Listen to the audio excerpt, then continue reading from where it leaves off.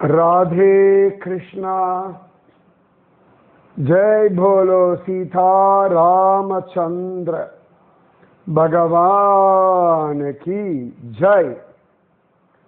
श्री राम जय राम जय जय राम। श्री राम जय राम जय जय राम। श्री राम जय राम जय जय राम। श्री राम जय राम जय जय राम। जय भोलो सीता रामचंद्र भगवान की जय। जय बोलो राष्ट्र गुरु समर्थ रामदास स्वामी की जय। जय बोलो स्वराज्य सिंहासनाधिपति छत्रपति शिवाजी महाराज राजे की जय।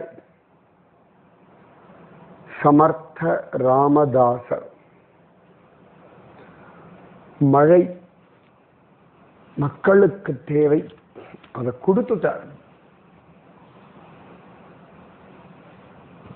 மனோபலம் மிகுந்தவர்கள் ஆச்சாரிய புருஷர்கள். சம்சாரிகளை எல்லாம் ஒரு நெறிபடுத்தணும் அப்படின்னா நல்ல மனோபலம் வேணும். பல சந்தர்ப்பங்கள்ல அம்மா அப்பாக்களே சொல்லுவாங்க, என்னால முடியல அந்த குழந்தைய வச்சு இந்த சொல் பேச்சே கேட்கறது இல்லை. ஏன்னா 2 வயசு 5 வயசு குழந்தைகிட்டயே, ஏன்னா மனோபலம் குறைவா இருக்கிறதுனால. சில சமயம் கணவர்கள் சொல்லுவார், இந்த பொம்பளைய வச்சு நம்ம முடியலடா சாமி அப்படின்னு, மனோபலம் குறைவுனாலே. சில பெண்கள் சொல்லுவா, இந்த ஆம்பளைய கட்டின்னு என்ன சுகத்தை கண்டேன், மனோபலம் குறைவினால். வேலைக்கு போய் டெய்லி சில பேர் புலம்பிண்டே இருப்பா, மனோபலம் குறைவா இருப்பதனால. பல விஷயங்களுக்கு காரணம், புலம்பலுக்கு காரணம் மனோபல குறைவு. நான் மன பலவீனம்னு சொல்லல, பலக்குறைவுன்ற. பலஹீனம்னாலே பலக்குறைவு, ஹீனம்னாலே குறைவுன்னு அர்த்தம். அங்கஹீனம் உடல் குறைபாடு, பலஹீனம் பலக்குறைவு, மந்திரஹீனம் மந்திரத்துல சொல்லும் பொழுது குறைவு, கர்த்தாஹீனம் கிரியாஹீனம். கர்த்தாஹீனம்னா அந்த ஒரு காரியத்தை பண்ணக்கூடிய அவரிடத்துல இருக்கக்கூடிய குறை, அவருடைய. அப்புறம் ஸ்ரத்தாஹீனம் கர்மாலஹீனம். இது ஹீனம்னாலே குறைவுன்னு அர்த்தம். பலஹீனம்னா பலக்குறைபாடு. பலஹீனம்னா பலமே இல்லைன்னு அர்த்தம் இல்லை, பலம் குறைவா இருக்கு. முக்கியமா மனோபலம் நிறைய வேணும். மனோபலம் இருந்தா தான் நம்மளால பல காரியங்களை சாதிக்க முடியும். ஒரு அம்மா இருக்கா, குழந்தை சொல் பேச்சு கேட்கல அப்படின்னா அதை சொல் பேச்சு கேட்க வைக்கணும் அப்படின்னா அம்மாவுக்கு அந்த மனோபலம் இருந்தால் அவளால இந்த குழந்தைய கன்வின்ஸ் பண்ண முடியும்.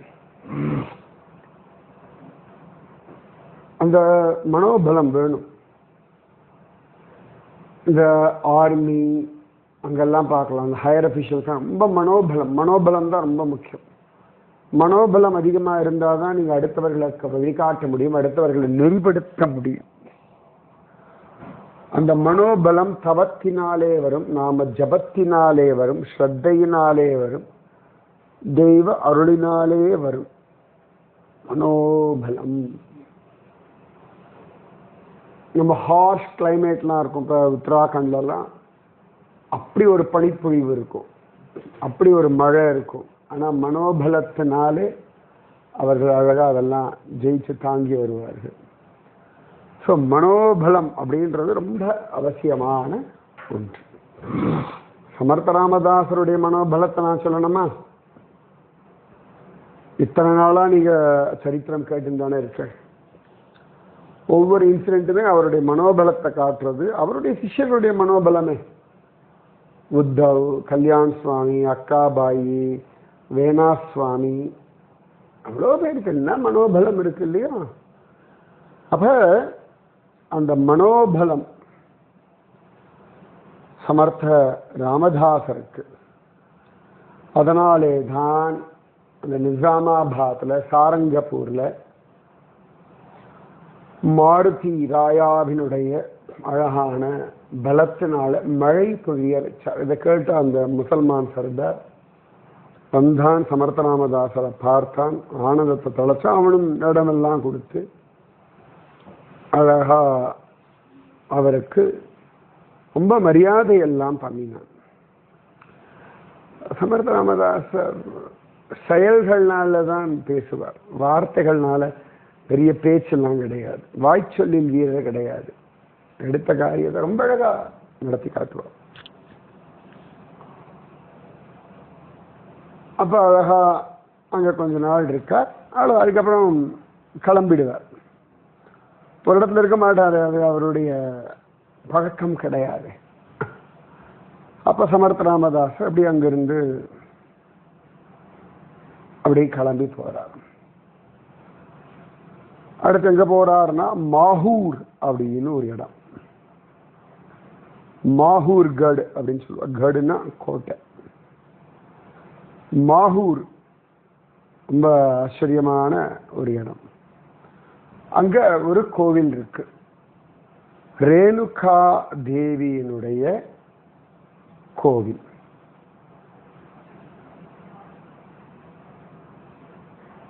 ரேணுகா தேவி யாருன்னு தெரியுமா? யோசிச்சு சொல்லுங்க, அப்படி கண்டுபிடிச்சு சொல்லுங்க. சரி, நேற்று கேட்ட கேள்வி. மகாபாரதத்துல விராட பர்வம் வாசிச்சா மழை பொழியும். அதா பரமா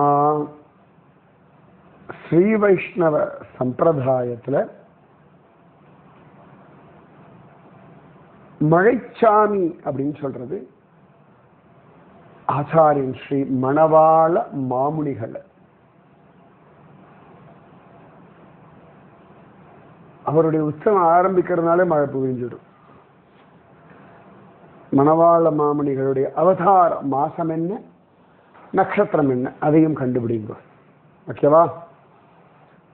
ஸோ நேற்றுக்கான பதில்கள் விராட பர்வம், அதுக்கப்புறமா மழைச்சாமின்றது ஸ்ரீ மணவாள மாமுனிகள். இன்றைய கேள்விகள் ரேணுகா தேவி. நம்ம ஊர்லாம் கூட ரேணுகா அம்மன் நிறைய உண்டு.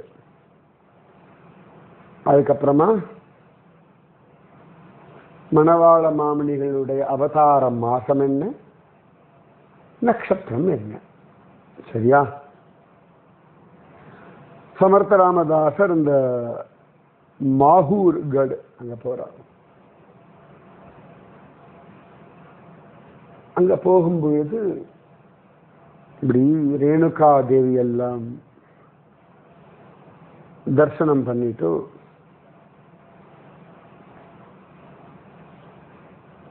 பிரார்த்தனை பண்ணிக்க. ரொம்ப பெரியவளாச்சே ரேணுகா தேவி. யாரு என்ன கொஞ்சம் கண்டுபிடிச்சு சொல்லுங்களா? சொல்லுங்க சொல்லுங்க, தப்பே கிடையாது.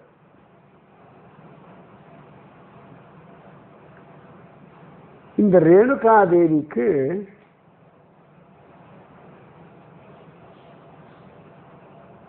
அவளுடைய பிள்ளை ஒரு இடத்துல அழகா சிராத்தம் எல்லாம் பண்ணார். அந்த இடம் ரொம்ப ஃபேமஸ். அது எந்த இடம் எங்க இருக்கு அதுன்னு சொல்லுவேடா. நான் கொஞ்ச நாள் முன்னாடி கூட வீடியோ போட்டிருக்கேன். நான் அந்த ஊருக்கு கூட போயிட்டு வந்தேன். ப்ளூவா கொடுக்கணும். அந்த ஊர் பேரையும் சொல்லுங்க, எங்க இருக்கு, எந்த மாநிலத்தில் இருக்கிறது. சரியா? அப்ப அழகா ரேணுகா தேவியை தரிசனம் பண்ணிட்டு பிரார்த்திச்சுருக்கார். எங்க போனாலும் ராமராயா தானே. ராமராயா அடுத்து எங்க போகணும்? நான் வாழ்க்கையில இப்படி அவன் சொல்றபடி போய் கொண்டே இருக்கா. அடுத்து எங்க போகணும் அப்படின்னு அவருக்கு ஒரு தேடல் வரும். மகாத்மாக்களை அடுத்து என்ன பண்ண போறோம், என்ன பண்ணணும் யோசிப்பார்கள். இந்த யோசனை எல்லாம் வரும். ஒரு ஆதங்கம் வரும், கோபம் வரும், எல்லாம் வரும். அப்புறம் அது அப்படியே மாத்திக்கணும். இதெல்லாம் ஒரு காமன். இது மகாத்மாக்கள் முதற்கொண்டு எல்லாருக்கும் வரும். சீதாதேவிக்கே போதுண்டா அப்பா வாழ்க்கையை முடிச்சுக்கலான்னு ஒரு தோணல் வருதில்லை. சுந்தரகாண்டத்தில் பார்க்கலாம். ராவணனுடைய அட்டகாசம் தாங்காமல் அதன் பிறகு ஆஞ்சநேய மூர்த்தி வரார். சீதா மாதாவுக்கு மனோபலத்தை கொடுத்துடுறார். சீதா மாதா செத்து போகணுன்ற எண்ணத்தை விட்டுடுறார். ஸோ இந்த மூட் ஸ்விங் அப்படின்றது காமன். சந்தேகம், குழப்பம், பயம், வெறுப்பு, காதல் எல்லாம் வரும். அப்புறமா அதில் எது நல்லதோ ஹோல்டு பண்ணிட்டு மற்றெல்லாம் அப்படி தள்ளி விட பழகிக்கோங்க. இதுக்கெல்லாம் ரொம்ப வருத்தப்பட்டு நான் பக்தி பண்ணுறேன், எனக்கு இன்னும் ஸ்டெபிலிட்டி வரலையா, அதெல்லாம் வரும். போக போக போக போக வரும். துக்காராமே அபங்கங்கள் எல்லாம் தண்ணியில் போட்டுட்டு பாண்டங்க ஒன்றும் சத்தியம் இல்லை, அபங்கத்தை அவனால் காப்பாற்ற முடியல, இந்திரயாணி மாதா நீ தான் காப்பாற்றணும் அப்படின்னாரெலாம் இருக்கு. ஸோ அதெல்லாம் ஒரு விஷயம் இல்லை, சரியா? ஸோ சமர்த்த ராமதாச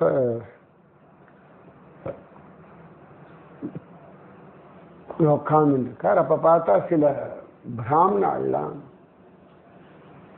ஏதோ ஒரு பூஜை மாதிரி பண்ணி கொண்டிருக்கார்கள். இந்த சமர்த்த ராமதாசரோட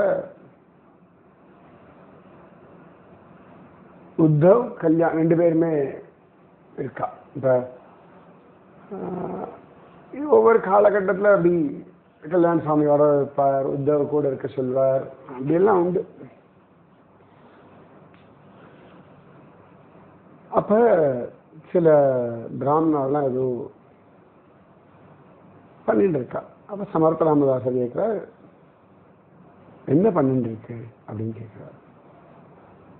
அப்ப அந்த பிராமணர்லாம் சொல்றா, நாங்க தத்தாத்திரேயரை பார்க்கணும், அதுக்காக இந்த பூஜைகள் பண்ணிட்டு இருக்கோம். தத்தாத்திரேயர்னா ரொம்ப சந்தோஷம் சமர்த்த ராமதாசருக்கு, ரொம்ப பெரியவராச்ச. தத்தாத்திரேயர் அத்ரி அனசூயா தம்பதியினுடைய அற்புதமான புத்திரன், ஸ்வயம் விஷ்ணுவினுடைய அவதாரம் தத்தாத்திரேயர்.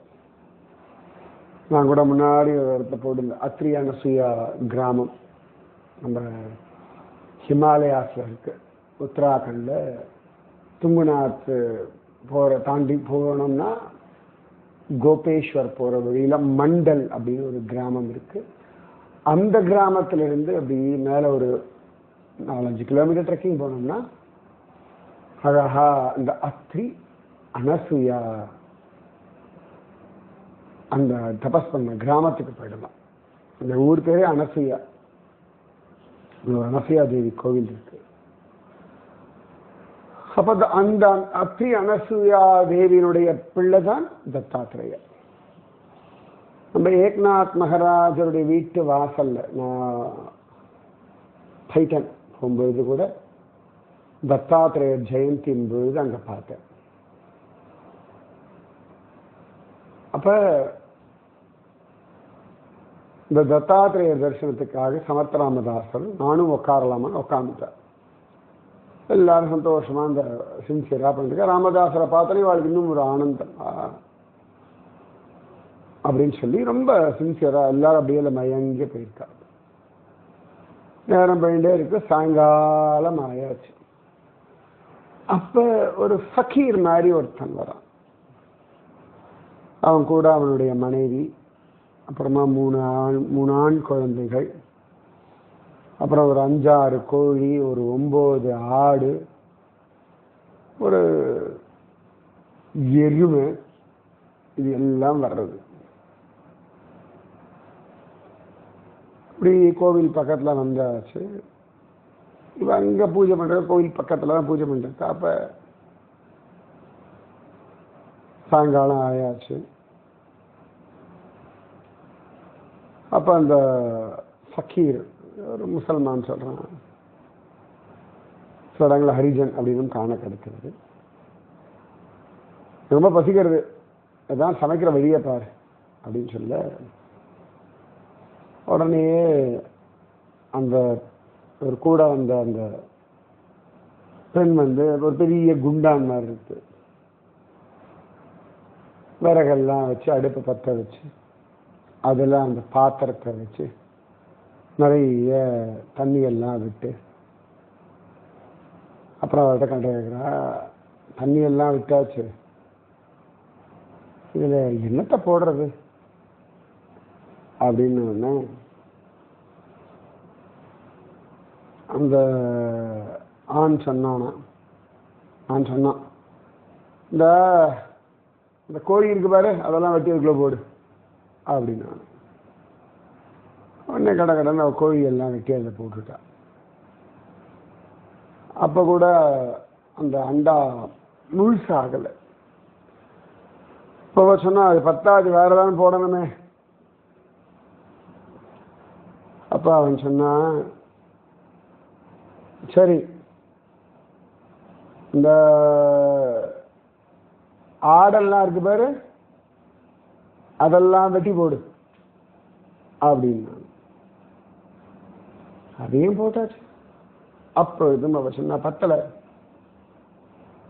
உடனே அவன் சொன்னான், சரி சரி அந்த எருமையை வெட்டி அதில் போடு. அவன் சொன்னான், ஐயா போட்டாச்சு, ஆனால் இன்னும் பாத்திரம் ரொம்பலை. அப்படியா? திரும்பி பார்த்தா அந்த பிராமணெல்லாம் உட்காந்து ஜபிச்சுட்டு இருக்கா. உடனே சொன்னான், சரி சரி நம்ம 3 பசங்களை வெட்டி அதை போடு அப்படின்னு. உடனே அவள் கடை 3 பசங்களை வெட்டினா அதையும் உள்ளே போட்டாச்சு. அதுகளையும் கோழி, ஆடு, எருமை, 3 ஆம்பளை பசங்க எல்லாத்தையும் போட்டாச்சு. அப்போ கேட்டா, இன்னும் பத்தலை. இந்த ஆள் சிரிச்சுனே சொன்னா, இந்த பிராமணெல்லாம் உட்காந்துக்கால, அவளை வெடிச்சு வெட்டி போடு பிடிச்சி அப்படின்னு. உடனே அந்த பொம்பளை யோசிக்கவே இல்லை, கையில் அருவாள் எடுத்துட்டு வேகமாக வர அல்லறி அடிச்சுட்டு ஓடிட்டான் மற்ற எல்லா பிராமணாலும். அங்கே 3 பேர் உட்காந்துட்டு இருக்கா. யாரு? குருவும் சிஷ்யர்களும், சமர்த்த ராமதாசர், உத்தவ்ஜி, கல்யாண்ஜி. அவ 3 பேர் அப்படி அழகா தலையை சாச்சுட்டு உட்காந்துட்டு இருக்காளாம். அவளுக்கு நீ வெட்டிக்கோமா அப்படின்னு தலையை கொடுக்கறது. அப்ப அழகா டக்குன்னு ஒரு க்ஷணத்துல ஜோர் அப்படின்னு ஒரு சப்தம் கேட்டுது. 3 பேரும் அப்படி பார்த்தா ஸ்வயம் தத்தாத்ரேயர் அங்க நிற்கிறார். அப்ப அந்த ஆடு, மாடு, கோழி, பொம்பளை, 3 பசங்க, அந்த கோழி இதெல்லாம் வந்து நம்ம உடம்புல இருக்கக்கூடிய பஞ்சபூதங்கள். அதெல்லாம் அந்த ஆடு இதெல்லாம் 9 ஆடு, 6 ஆடெல்லாம் நம்ம காமம், குரோதம், பயம், பொறாமை, வெறுப்பு, இதெல்லாம். ஒரு எருமை நம்மளுடைய அகம்பாவம், ஈகோ. அப்புறம் அந்த 3 பசங்க சாத்வீகம், ராஜசம், தாமசம். அப்ப அந்த பொம்பளை ஸ்வயம் மாயை, ஆம்பளை அவர் தான் தத்தாத்திரேயர். நம்ம ஏகநாதர் ஜனார்தன சுவாமி சரித்திரத்திலையும் இப்படி மாதிரி ஒரு மாறு வேஷத்துல ஒரு நாய்கள் எல்லாம் எடுத்துட்டு தான், ஒரு ஃபக்கீர் வேஷத்துல தான் தத்தாத்திரேயர் வந்தார் அப்படின்னு காண கிடைக்கிறது. தெய்வ அனுகிரகம் எப்படி வேணா வரும், எந்த ரூபத்துல வேணா வரும், எந்த இடத்துல வேணாலும் வரும். Be ready. நீங்க பாடமா கடமைகளை பண்ணிட்டு வாங்க, நாமஜபம் பண்ணுங்க, பகவத் தர்ஷனம் வேணும்னு பிரார்த்தனை பண்ணுங்க, நிச்சயமாக இருக்கும். சந்தேகமே வேண்டாம். தத்தாத்திரேயர் நிறைய பேர் காட்சி கொடுத்துட்டு இருக்கார். நம்ம காட்சி கொடுக்கறது என்ன கஷ்டமான அவருக்கு ஒன்றும் கிடையாது. உடனே ரொம்ப சந்தோஷப்பட்டார் தத்தாத்திரேயரும் சமர்த்த ராமதாசரும். ஆசீர்வாதம்னா அப்ப என்ன வேணும்னு கேட்டார் சமர்த்த ராமதாசர் கிட்ட தத்தாத்திரேயர். அப்போ சொன்னார், அடுத்து எங்க போகணும்னு தெரியல. இந்த தத்தாத்திரேயர் சிரிச்சார், போ இங்க போ அப்படின்னு சொல்றார். இப்ப என்ன வேணும் அப்படின்னு சமர்த்த ராமதாசர் சொன்னார், இல்ல இன்னைக்கு உங்க தரிசனம் கிடைச்சதுன்னா அந்த பிராமணர்களால தான். எனக்கு நீங்க அனுகிரகம் பண்ணணும், நான் சிஷ்யால் அனுப்பி இந்த ஓடின பிராமணாலெல்லாம் கூட்டிட்டு வர சொல்றேன், அவர்களுக்கும் உங்கள் தரிசனம் பண்ணி வைக்கணும். சரி உனக்காக பண்றேன் அப்படின்னு சொல்ல கல்யாண் சுவாமியும் உத்தவ்ஜியும் தேடி கண்டுபிடிச்சு இந்த பிராமணாலாம் யார் இந்த பூஜை பண்ணாலும் அவர்களை கூட்டிட்டு வர சமர்த்த ராமதாசருடைய ஆசீர்வாதத்தினாலே அவர்களுக்கும் ஸ்வயம் தத்தாத்ரேய தரிசனம் வாய்ச்சது. அழகில்ல? அதான் மகாத்மாக்கள். அவளை பயந்துட்டா அப்படி கிண்டல் பண்ணி கேலி பண்ணி பரிகாசம் பண்ணி அதெல்லாம் பண்ணல. பாவம் உயிர் பயம் ஓடி போயிட்டா. ஆனா உங்களுக்காக பிரார்த்தனை பண்ணது பூஜை பண்ணதெல்லாம் அவர்கள் தான். நான் நடுவில் தான் வந்தேன்னு சொல்லி அவர்களுக்கும் தத்தாத்திரேயருடைய தரிசனத்தை பண்ணி வச்சுட்டார் ராமதாசர். அந்த மனோபலம், அந்த மனோபலம் தான் உட்காந்து அவர்களோட தபஸ் பண்ணி தத்தாத்திரேயரையும் வர வச்சுட்டு அவர்களுக்கும் தரிசனம் பண்ணி வச்சுட்டார். அத்தனை சிரேஷ்டம் நம்ம சமர்த்த ராமதாசர். ஸோ இந்த ஊர் கட்டாயம் போய் பார்க்கணும். மாஹூர், மாஹூர் ரேணுகா தேவி கோவில். போலாமா?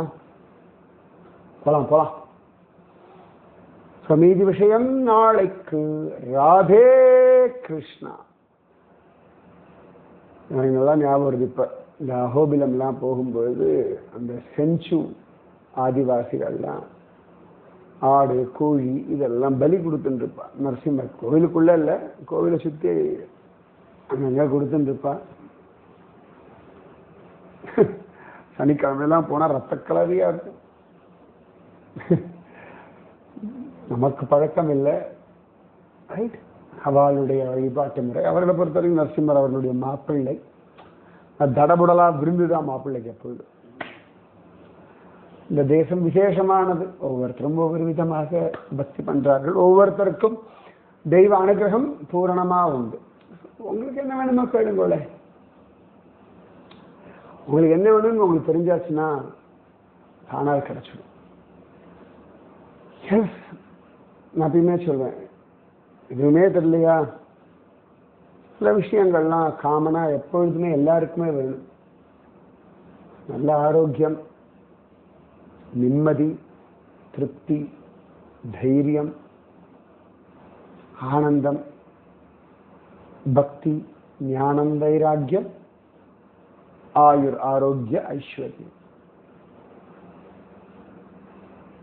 பகவத் தரிசனம் எல்லாம் தேவையில்லை. அதுல கவனம் வைங்க.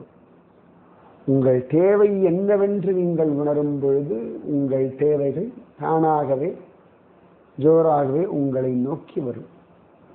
ஸோ தெய்வம் தேவை அப்படின்னு வரும்பொழுது தெய்வம் தேடி வரும். தெய்வம் தேவையா இருக்கா? தேவைன்னா அது இல்லாமல் இருக்க முடியாது. பசிக்கிறது, சாப்பாடு தேவை, தாகம் எடுக்கிறது, தண்ணீர் தேவை, சுவாசிப்பதற்கு காற்று தேவை, வாழ்வதற்கு ஆரோக்கியம் தேவை, நிம்மதி வேணும், ஆனந்தம் வேணும், திருப்தி வேணும், குதூகலம் வேணும், உற்சாகம் வேணும். ஸோ உங்கள் தேவைகள் நீங்கள் உணருங்கள், உங்கள் தேவைகள் பூர்த்தி செய்யப்படும். ராதே கிருஷ்ணா. ஸ்ரீராம ஜய ராம ஜய ஜய ராம. ஸ்ரீராம ஜய ராம ஜய ஜய ராம. श्रीराम जय राम जय जय राम श्रीराम जय राम जय जय राम जय भोलो सीतारामचंद्र भगवान की जय जय भोलो राष्ट्र गुरु समर्थ रामदास स्वामी की जय जय भोलो वीर धीर सूरांजनेय स्वामी की जय जय भोलो स्वराज्य सिंहासनाधिपति छत्रपति शिवाजी महाराज राजे की जय जय हिंद भारत माता की जय जय भोलो रेणुका देवी की जय जय भोलो दत्तात्रेय भगवान की जय जय जय जय जय राधे कृष्णा।